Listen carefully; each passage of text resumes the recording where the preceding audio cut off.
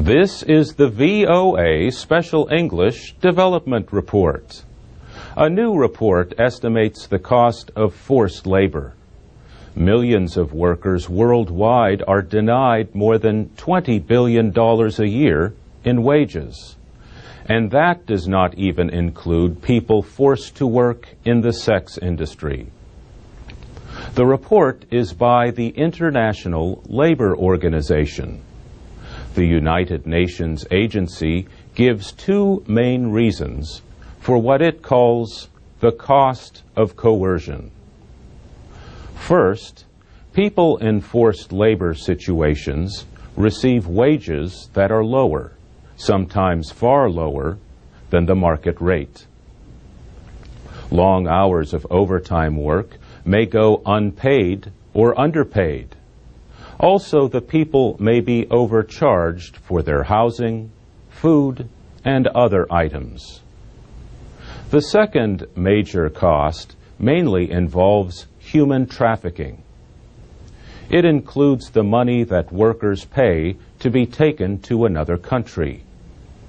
4 years ago, the labor agency estimated that more than 12 million people were in some form of forced labor. About 2.5 million cases were the result of trafficking. The earlier report estimated profits from trafficking alone at more than $30 billion a year. It said criminals earned all but $4 billion of that from the sex trade. Experts say Asia has 3/4 of all forced laborers. 1 million are in Latin America and the Caribbean.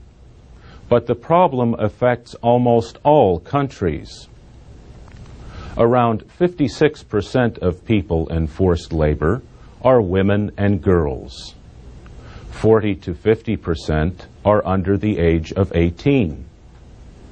Most countries have laws that make forced labor a serious crime. Yet the new report says in Africa, for example, it has generally received limited attention.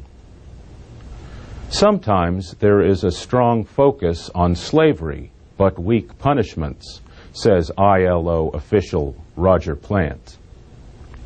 He says child labor is an especially serious problem in West African countries.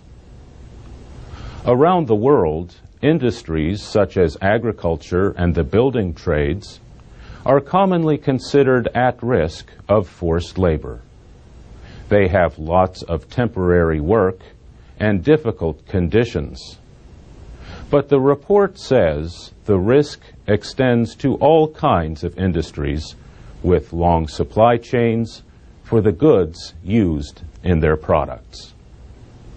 Huge companies might not use forced labor, but they might work with smaller ones that do. Why would people take a chance on getting involved with forced labor?